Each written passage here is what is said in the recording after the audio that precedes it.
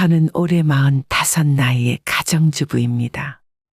저희 남편은 겉보기에는 멀쩡해 보이는데 정말 심각할 정도로 돈 쓰는 것에는 벌벌 떠는 사람이에요. 제가 오늘 이렇게 사연을 보내게 된 이유도 바로 짠돌이 우리 남편 때문이죠. 저는 남들보다 조금 더 여유가 있는, 어쩌면 조금은 부유한 가정에서 자랐습니다. 대개 어릴 때부터 부족함 없이 자란 아이들은 돈이나 물건에 대한 집착이 별로 강하지 않다고 들었는데 제 경우는 조금 달랐어요.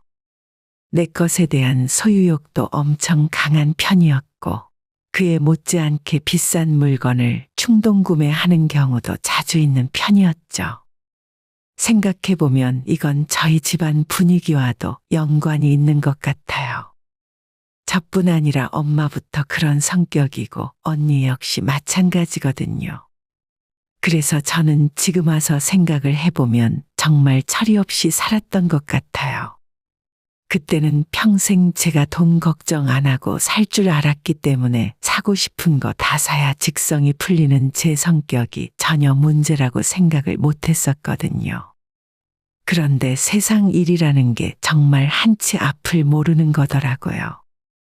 영원히 승승장구하고 점점 더 돈을 많이 벌 줄 알았던 아빠의 사업이 한순간에 위기를 맞으면서 저희 집은 순식간에 폭삭 주저앉고 말았습니다. 저희 식구가 살고 있던 예쁜 정원이 있는 2층짜리 단독주택도 아빠 사업을 정리하면서 벌인 빚잔치 끝에 결국은 지키지 못하고 날아가 버리고 말았죠. 그렇게 저희 네 식구는 방 2개 있는 낡은 빌라에서 살게 되었어요. 집은 좁은데 저희 집안 세 여자가 그동안 사들인 물건들이 어찌나 많았는지 집에 다 들여놓을 수조차 없어서 이삿짐센터에 보관을 하고 있을 정도였는데 그때 제 친구가 중고로 물건을 처분하라고 알려주었습니다. 요즘 쓰던 물건 찾는 사람들이 더 많아. 너네 집안 옷이며 가구며 전부 명품이라며? 그것만 팔아도 한동안 생활비 걱정은 할 필요 없을걸? 제 친구의 말에 우리 세 여자들은 사업이라도 새로 차린 사람들처럼 역할 분담을 나눠서 사진을 찍고 인터넷에 올리고 직접 거래를 하며 집안과 창고에 쌓인 물건들을 전부 내다 팔기 시작했습니다. 저는 세상에 남이 쓰던 물건을 생각보다 높은 가격을 주고 사는 사람들이 그렇게 많은 줄은 몰랐습니다. 친구의 말대로 대부분의 물건들은 날개가 돋친 듯 팔려나갔어요. 절반 이상이 택배로 거래했지만 집이 가까운 사람들은 직접 만나서 물건을 가져가는 사람도 많았죠. 그 중에 한 사람이 바로 제 남편이었어요. 남편은 제가 예전에 비싼 돈 주고 사놓고 딱 한 번 사용했던 에어프라이기를 사고 싶다고 해서 만나게 되었죠. 저는 돈 몇 푼 벌 생각에 아무 생각 없이 편한 추리닝 복장으로 약속 장소인 집 근처 놀이터로 나갔습니다. 거래하는 물건이 물건인 만큼 당연히 여자가 나올 줄 알았는데 그곳에는 깔끔한 차림의 남자가 저를 기다리고 있었습니다. 키도 크고 얼굴도 깔끔하게 제 스타일이라 그 순간 저는 후줄근한 옷차림에 슬리퍼를 질질 끌고 나온 걸 얼마나 후회했는지 몰라요. 남편은 10명이 보면 그중에 7, 8명은 호감형이라 말할 정도로 외모가 모나지 않고 괜찮았어요. 그런데 그런 호감도 잠시였고 남편은 물건을 보자마자 대뜸 자기가 여기까지 왔는데 교통비 정도는 깎아주면 안 되겠냐는 말을 하더라고요. 처음 만나 느꼈던 호감이 한순간에 사라지는 기분이었고 한 푼도 못 깎아준다고 하자 투덜투덜하며 입금을 하고 에어프라이어를 가져갔어요. 그게 남편과의 첫 만남이었는데 너무 별로라 다시는 만날 일이 없을 줄 알았습니다. 하지만 그 일을 계기로 연락을 자주 주고받게 되었어요. 처음에는 기계 사용법에 대해 통화를 하다가 그 이후로도 요리에 대한 이야기를 자주 나누게 되었고 점차 서로의 일상을 묻는 사이로 발전하게 되었죠. 세상에 별의 별 인연이 다 있다고 하더니 제가 평생을 함께할 반려자를 이런 식으로 중고 물건 거래를 하다가 만나게 될 줄은 몰랐습니다. 아무튼 그렇게 시작된 인연은 처음엔 매일 대화를 나누는 친구로 이어졌다가 만나서 밥도 먹고 영화도 보고 자연스럽게 연인처럼 발전을 하게 되었죠. 남편은 알면 알수록 요즘 세상에 보기 드문 성실한 사람이었어요. 무엇보다 자신의 미래에 대한 구체적인 계획과 자신감 넘치는 모습 때문에 저는 끌리기 시작했고, 이 사람 미래에 나도 함께하고 싶다는 생각을 갖게 되었습니다. 다행히 이런 마음은 저만 갖고 있었던 게 아니었고 결혼을 전제로 사귀기 시작했습니다. 남편은 그동안 제가 만나왔던 겉만 번지르르한 남자들과는 전혀 다른 사람이었어요.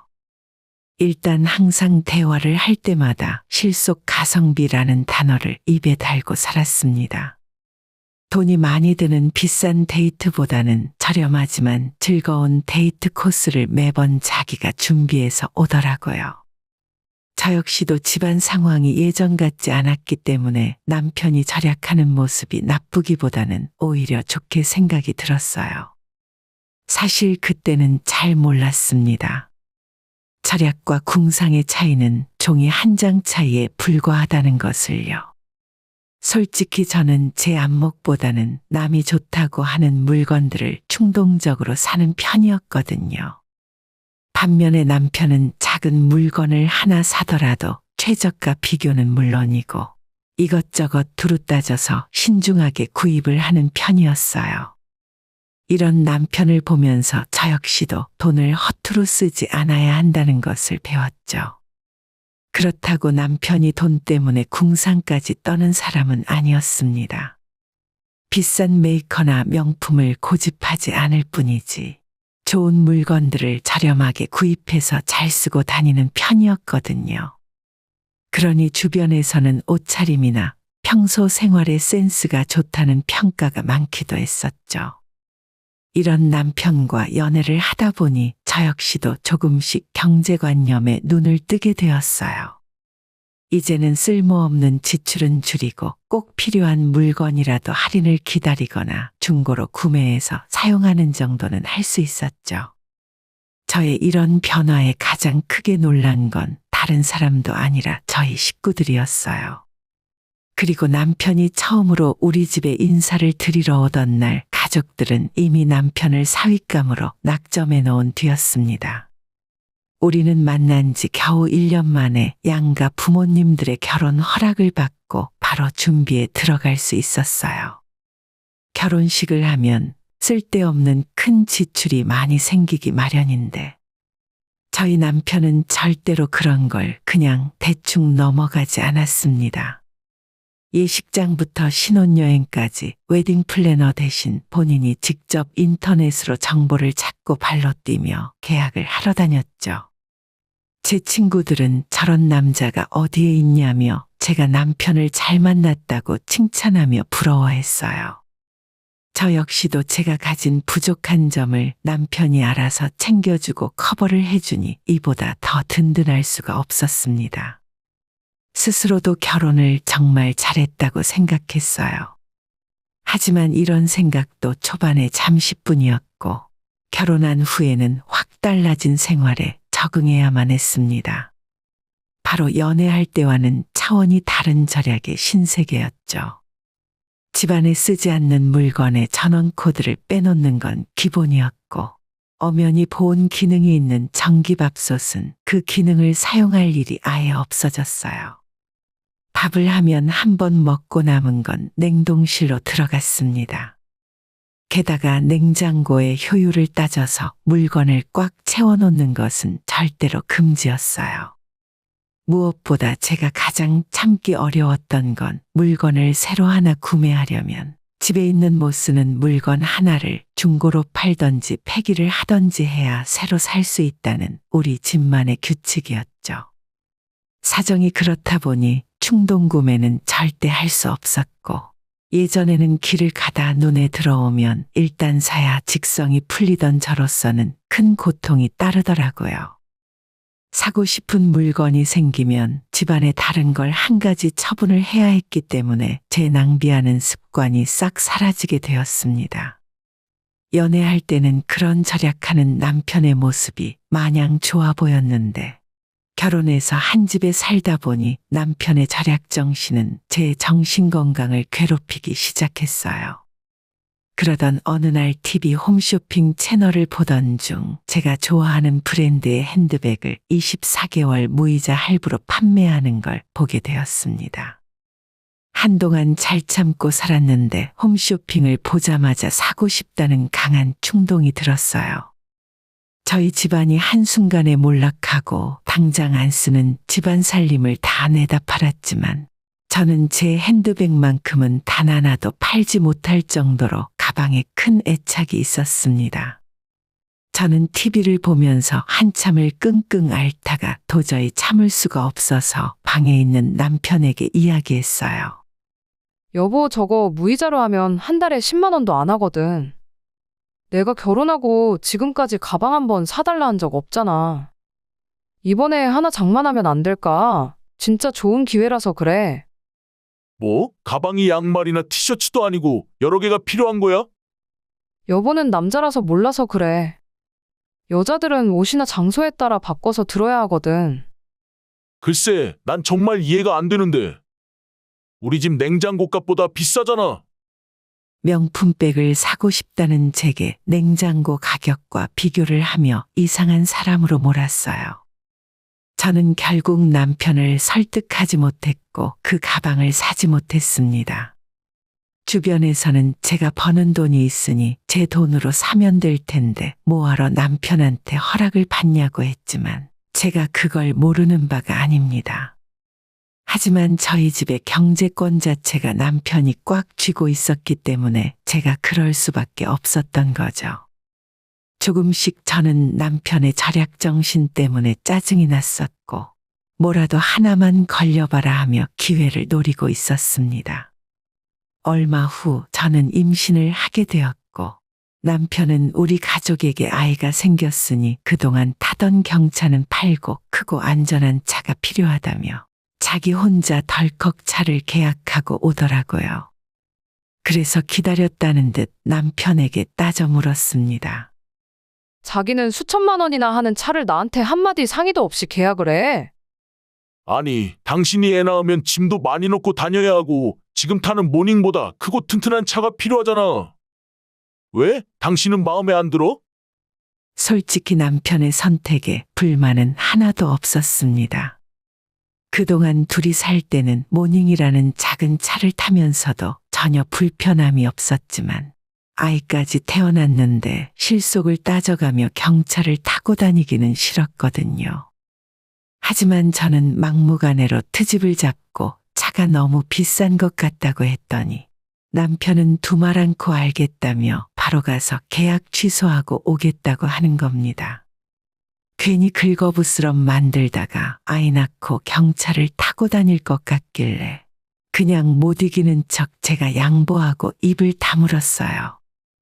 그런데 이렇게 한번 통큰 지출을 한 남편은 차값이 부담이 되었는지 그 뒤로 더욱더 아끼기 시작했죠.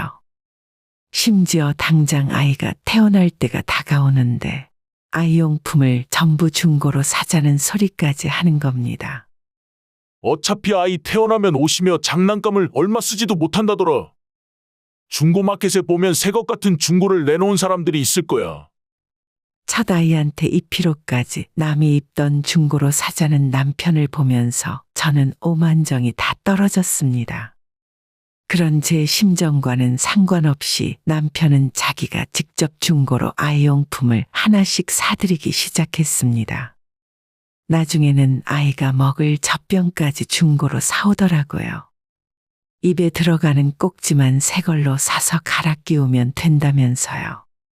얼마 후에 아이가 태어났고 제가 수유량이 충분치 않아 분유를 초반부터 타서 같이 먹이기 시작했는데 남편은 분유값이 너무 비싸다는 잔소리를 하루에도 몇 번씩이나 했습니다. 안 그래도 아이에게 충분히 모유를 먹이지 못해서 미안한 마음이 드는 와중에 남편까지 저러니까 엄청난 스트레스를 받았습니다. 그렇게 저는 남편과 육아 때문에 정신이 없었고, 원래는 짧게 3달 정도만 육아휴직을 쓰려 했지만 도저히 회사에 업무 복귀를 하지 못하겠더라고요. 마침 아이를 봐주기로 했던 친정엄마도 무릎과 허리가 안 좋아져서 도저히 아이를 맡길 수 없겠다 싶었죠. 그래서 그냥 2년 육아휴직을 풀로 사용하고 다시 복직하는 건 그 이후에 생각을 하겠다고 했더니 남편이 자기랑 상의 없이 그런 걸 결정했다고 엄청 서운해 하더라고요. 무려 이틀 동안 저와 대화 한마디 없던 남편이 기껏 재개한다는 소리가 딱 1년만 육아휴직 쓰고 그 뒤로 어린이집을 알아보고 저는 다시 회사에 복직을 하는 것이 어떻겠냐는 말이었어요. 첫돌 지나자마자 아이를 남의 손에 맡기자는 남편을 보고 저는 너무 화가 났습니다.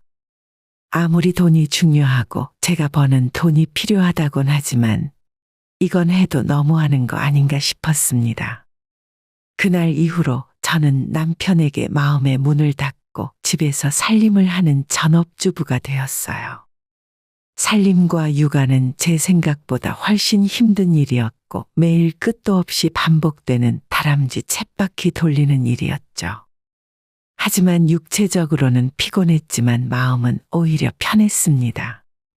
집에서 아이의 커가는 모습을 보면서 보람도 느낄 수가 있었으니까요. 그러던 어느 날 남편이 제게 이런 말을 하더라고요. 이제 우리 아이도 좀 컸으니까 당신도 새 직장 알아보는 건 어때? 아직 젊고 능력이 너무 아깝잖아. 저는 남편이 제가 돈을 안 벌어오니 눈치를 준다고 생각했습니다. 그래서 더 오기가 생겨서 복직이나 재취업은 생각도 하지 않았어요. 그럼 우리 현수는? 우리 엄마한테 맡기게? 어머님이 애 봐주신다고 하면 나도 직장 알아볼게. 어차피 어린이집으로는 절대 아이 감당 못하는 거 당신도 알잖아. 남편은 시어머니한테 아이를 맡기고 싶어 하지 않았고, 제가 이런 말을 하면 아무 소리도 못하고 입을 꾹 다물었어요.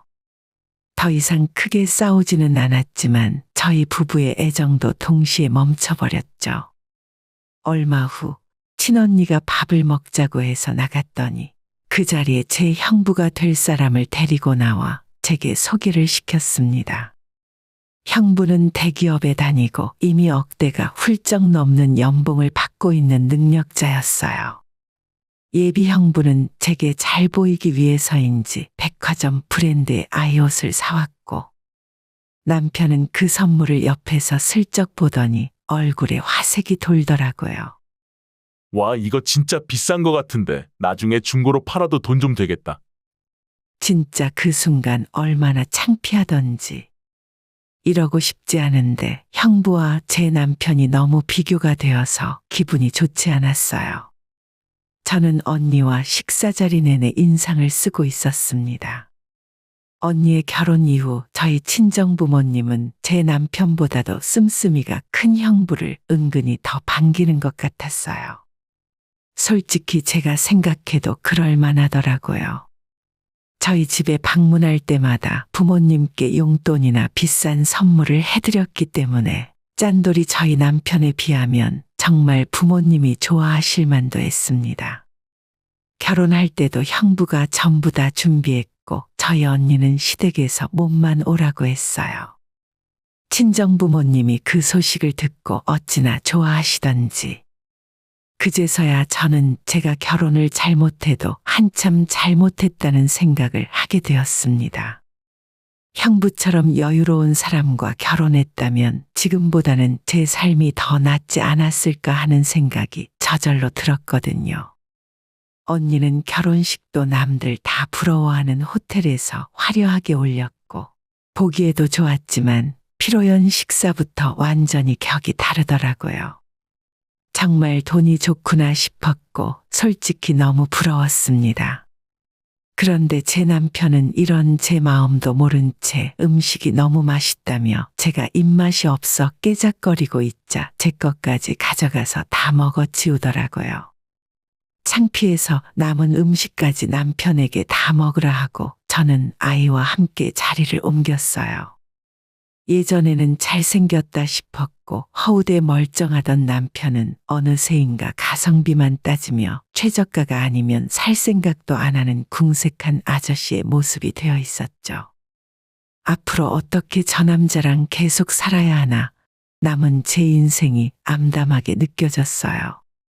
남편과 결혼 6년 차에 들어섰고 낮에는 아이를 어린이집에 보내고 그 시간에 파트타임으로 일을 하며 살았습니다.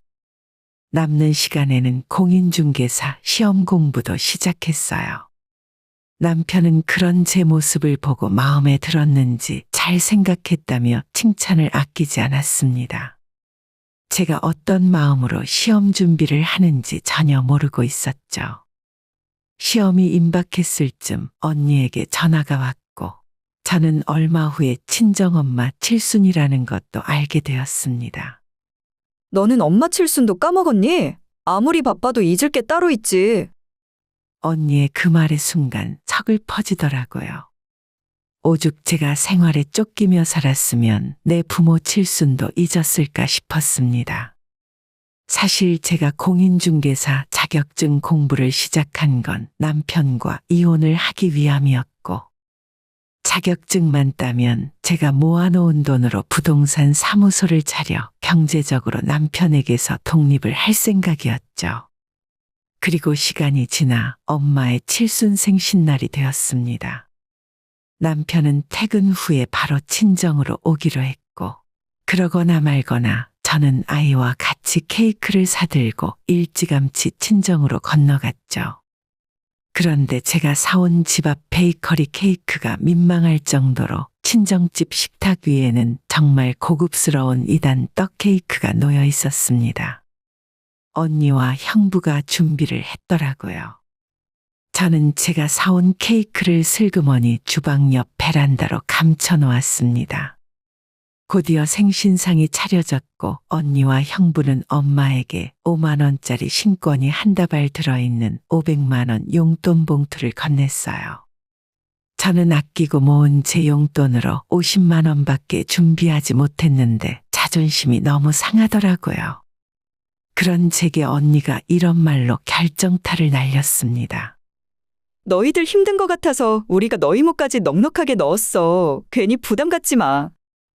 우리 언니가 아기가 있어서 그런 말을 하는 것은 아닙니다.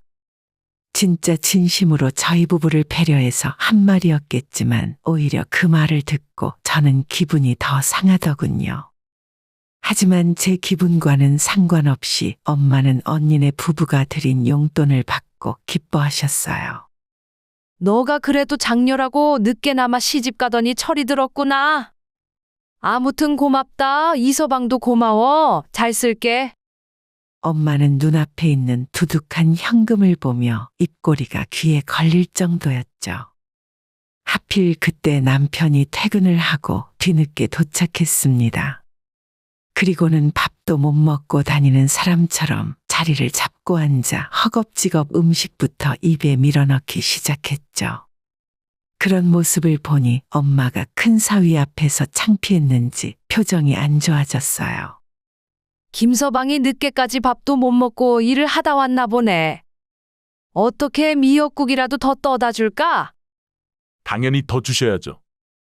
제가 장모님이 끓인 미역국을 세상에서 제일 좋아하잖아요. 남편이 너스레를 떨었지만 도저히 그 말에 웃을 분위기가 아니었어요. 저는 당장이라도 미역국 냄비를 남편에게 다 처먹으라고 들이부어 버리고 싶었죠.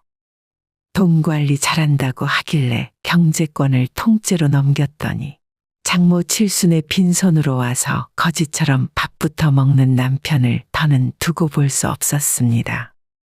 제가 속이 부글부글 끓고 욕이 목구멍 끝까지 올라왔을 때 그때 남편이 가방에서 봉투를 꺼내 저희 엄마에게 내밀었어요. 장모님 제가 준비한 선물입니다. 열어보세요. 남편이 하얀 봉투를 엄마에게 건넸고 엄마는 큰 기대 없이 안에 들어있는 내용물을 확인했어요. 저 역시도 기껏해야 용돈 몇 푼 들었겠구나 생각했는데 엄마는 아무런 말도 하지 못하고 그 자리에 그대로 굳어 있었습니다. 대체 뭘 받길래 그러나 싶어 엄마가 들고 있는 종이를 빼서 확인했더니 부동산 등기가 한 통 들어 있었고 낯익은 주소가 적혀 있더라고요. 예전에 우리 아빠가 사업 실패로 날렸던 저희 네 식구가 살던 2층 집이었어요. 제가 예전부터 그 집을 눈여겨보고 있었는데 새로 경매 낙찰받았던 집주인이 얼마 전에 매물로 내놨더라고요. 시세보다 조금 깎아서 살 수 있었는데 장모님 마음에 드세요? 저는 남편이 하는 설명을 듣고 무슨 상황인지 실감이 나지 않았어요. 저희 부모님도 같이 주소를 확인하고는 남편의 손을 잡고 연신 고맙다고 하시더라고요. 예전부터 사시던 집이 경매 넘어갔다는 이야기 듣고 그때부터 이 집은 꼭 제가 찾아드려야겠다 생각했어요. 아내랑 처형이 어릴 때부터 살던 추억이 많은 집이라면서요. 그동안 짠돌이인 줄만 알았던 남편이 이렇게 멋있는 사람인 줄 그때 다시 알게 되었습니다. 언니가 결혼하고 난 뒤로 항상 기죽어 있던 저는 처음으로 어깨가 펴지는 기분이 들었습니다. 그리고 2달이 지난 지금 친정부모님은 예전에 살던 집으로 이사를 하셨어요. 물론 시간이 많이 지나서 집도 많이 변하긴 했지만 마당 한켠에 언니와 제가 같이 심어 놓았던 나무가 그대로 집을 지키고 있었습니다. 짠돌이 남편이 준비한 엄마의 칠순 선물은 우리 가족에게 최고의 선물이 되었어요. 물론 남편은 너무나도 큰 지출을 했기 때문에 그날 이후 예전보다 훨씬 더 지독하게 절약을 하더라고요. 하지만 저는 더 이상 그런 남편이 미워 보이지 않았습니다. 오히려 쓸데없는 지출을 줄이고 진정으로 가족을 위한 소비를 보여준 남편에게 존경하는 마음이 생기기 시작했어요. 남편의 진심을 오해했던 제 스스로 한심하고 부끄럽게 느껴졌습니다. 지금에 와서 이런 말을 다시 하기는 민망하지만 제가 남편 하나만큼은 진짜 기가 막히게 만난 것 같아요. 너무 늦게 진가를 알아봐서 정말 미안하고 그동안 오해하고 속으로 비난하는 마음을 갖고 살았던 것이 너무 염치가 없을 정도로 부끄럽네요. 저는 여전히 남편의 응원 속에 열심히 일을 하며 동시에 공인중개사 시험 공부를 하고 있습니다. 우리 식구 모두 잘 살기 위해 꼭 필요한 일이라 생각해서 즐거운 마음으로 하고 있어요. 저도 이제는 남편을 위해서 뭔가 보답을 하고 싶거든요. 오늘의 영상은 여기까지입니다. 이 글을 보신 모든 분들의 노년에 웃음과 행복만 가득하기를 기원합니다.